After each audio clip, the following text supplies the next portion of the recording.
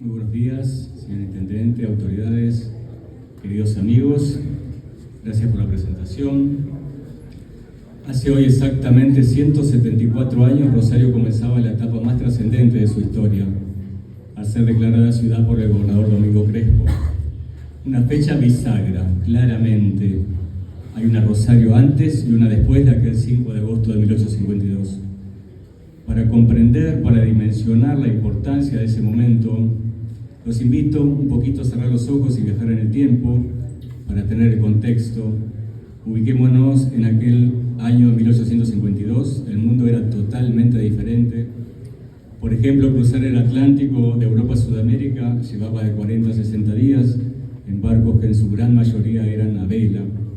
Recién aparecían los primeros buques a vapor, pero eran una ínfima minoría. El planeta vivía bajo el terror de las epidemias, de fiebre amarilla, de cólera. Se atravesaba entonces la tercera gran pandemia mundial de cólera que dejaría millones de muertos. La medicina todavía era rústica, básica, se operaba sin anestesia, sin asepsia. En lo sociopolítico se vivía el apogeo de los grandes imperios y también de la esclavitud. Mientras Rosario nacía como una urbe de ciudadanos libres, en los Estados Unidos todavía faltaban 10 años para la guerra de secesión y unos 4 millones de esclavos sostenían la economía algodonera del sur. De hecho, exactamente ese mismo año, 1852, se publicaba la famosa novela La cabaña del tío Tom, que encendía, que comenzaba, digámoslo así, el debate abolicionista global.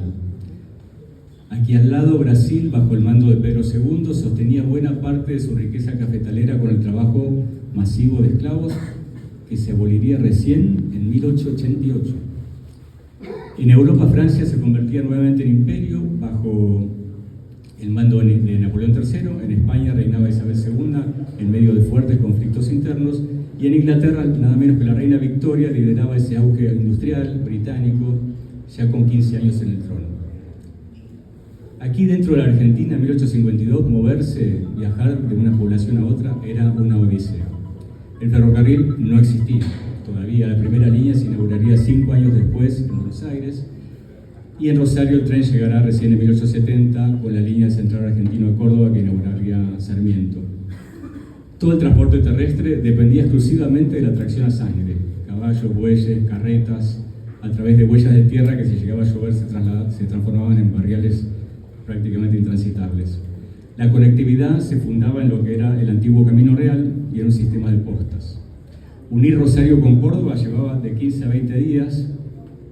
Para ir a Buenos Aires la opción más segura y rápida era la fluvial por el Paraná. El viaje llevaba de 2 a 3 días si el clima acompañaba, porque si soplaba una fuerte sudestada, los barcos tenían que fondear y esperar horas o hasta días a que calme. Por tierra, viajar a Buenos Aires era una aventura de casi una semana, esquivando malones, durmiendo en postas llenas de vinchucas, cruzando arroyos arriba de cuero de vaca flotante que armaban como improvisadas balsas. Así que pensemos en todo eso, por ejemplo, un viaje que hoy nos lleva 3 o 4 horas por autopista, lo que era en esa época. En medio de ese panorama aparecía la ilustre y fiel Villa del Rosario, un pequeñito caserío de apenas 3.000 habitantes o menos, un ejido urbano consolidado de 50 manzanas, una pequeña cuadrícula recostada sobre las barrancas del Paraná, donde predominaban los ranchos de barro y paja, separados por baldíos, quintas. Faltaban todavía 6 años para que el ingeniero italiano Nicolás Grondona dibujara el primer plano oficial, proyectando un damero ideal, porque era mucho menos, de 224 manzanas. Toda la vida institucional, social, comercial se concentraba alrededor de la plaza que tenemos aquí cerca, la humilde y amada capilla y las básicas oficinas de la jefatura política, la comandancia militar y la aduana del puerto. Todo era básico, todo era simple y por demás austero. Pero el contexto político había cambiado radicalmente. Habían pasado 6 meses de la batalla de Caseros, aquel 3 de febrero de 1852. Con ella terminaba la etapa rosista y caía ese cepo fluvial que había asfixiado durante años al interior. Se abren al fin los ríos para la navegación y para el comercio. Urquiza, con gran lucidez, comprendió antes que muchos el potencial de este puerto natural, entendió que Rosario no necesitaba dádivas o recompensas por cómo había actuado, sino simplemente Rosario necesitaba libertad y reglas de juego claras. Por eso el decreto del gobernador Crespo no fue una concesión graciosa, digamos, un regalo de poder. Fue el reconocimiento oficial a una comunidad que ya había demostrado que merecía esos derechos y que latía con fuerza propia. Rosario en 1852 era una villa pequeña, muy pequeñita, pero tenía ya un gran motor, su capacidad de soñar. Los pioneros de aquel tiempo imaginaron una ciudad que todavía no existía, creyeron en ella, trabajaron por ella, como escribía Ítalo Calvino en Las ciudades invisibles. Las ciudades, como los sueños, están construidas de deseos y de miedos. Rosario también primero fue un sueño construido por hombres y mujeres que tuvieron la imaginación para pensarla, para idearla y el coraje para hacerla realidad. Y a partir de ese cambio de reglas de juego en 1852, todo se fue haciendo realidad. Comenzaron a llegar los inmigrantes de a miles, italianos inicialmente de la Liguria, ¿no?, de la zona de Génova, de Piemonte, de la Lombardía, por supuesto españoles, y de diferentes países del mundo que venían a esta tierra para construir un mejor destino. Traían sus sueños, sus ilusiones, pero también una profunda cultura del trabajo, del esfuerzo, del ahorro, del emprendimiento. Y así la población creció exponencialmente. Fíjense, en breves periodos se duplica, de 1869 a 1887, en 18 años. Y después, en tan solo 8 años, de 1887 a 1895, se duplica. Pasó de esos 3.000 habitantes, al momento de ser declarada ciudad, a nada menos que 112.500 en el primer censo municipal que encarga ese gran y visionario intendente que fue don Luis Lama Hunt en 1900. Es decir, que Rosario multiplica su población por 30 en menos de 50 años, con un porcentaje de extranjeros que nunca estuvo por abajo del 40%, incluso hasta la segunda década del siglo XX. Evidentemente Rosario supo aprovechar una oportunidad histórica, y eso cambió su destino para siempre. Esa es una de las enseñanzas que nos deja esta fecha. Las oportunidades existen, pero solamente se cristalizan cuando encuentran una comunidad dispuesta a trabajar unida por un mismo ideal, con unión, con sentido de pertenencia, con una mirada compartida hacia un futuro.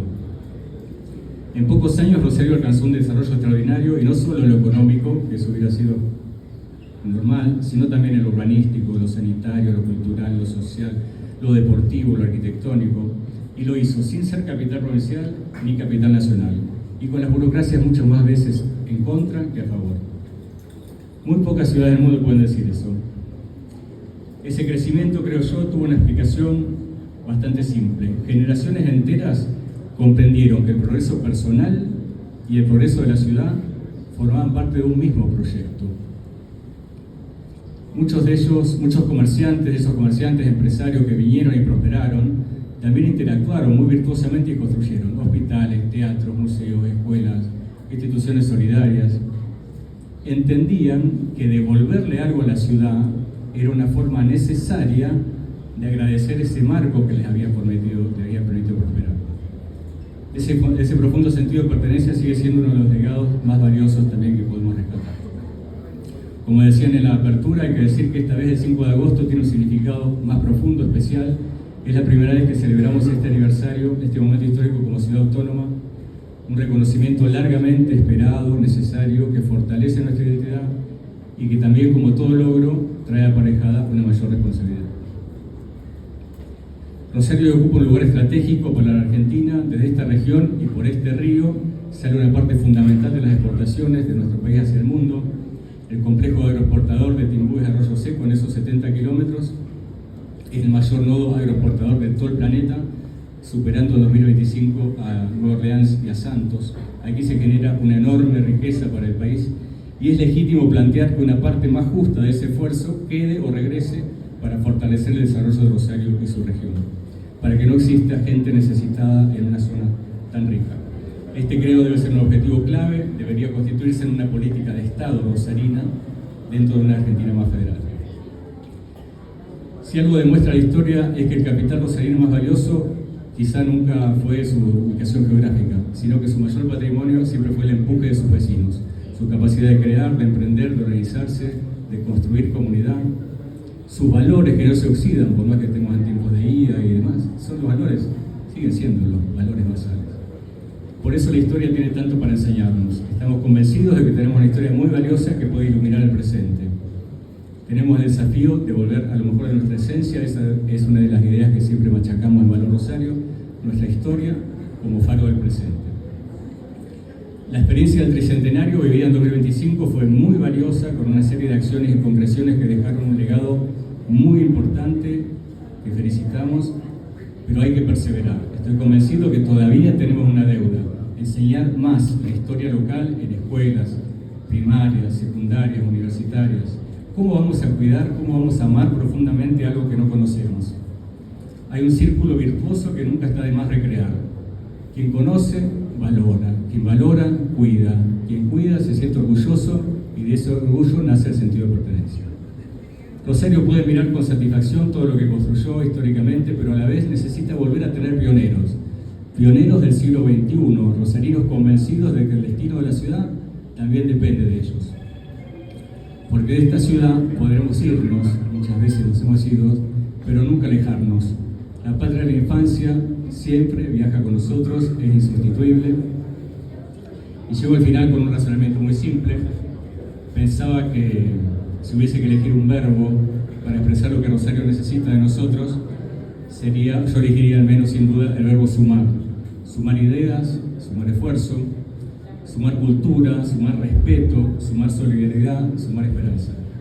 Nadie pudo hacerlo solo, todos podemos y tenemos el deber de sumar algo. Pensemos en nuestros abuelos y bisabuelos. Ellos no esperaron que otros hicieran las cosas por ellos. Desde el lugar que les tocó ocupar, aportaron y se comprometieron con causas públicas.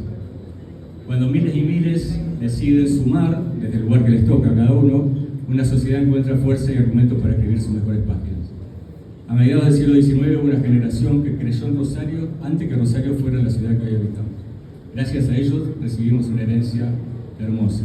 Ojalá que dentro de 100 años, cuando otros celebren un aniversario como este, puedan decir que nuestra generación también estuvo a la altura, que eligió construir, que eligió servir, que eligió comprometerse. Ese será el mejor homenaje que podemos ofrecer a quienes soñaron esta ciudad hace 174 años, y será también, por supuesto, el mejor regalo que podremos dejarle a los rosarinos del futuro. Muy feliz aniversario, querida ciudad de Rosario. Nuestro agradecimiento a los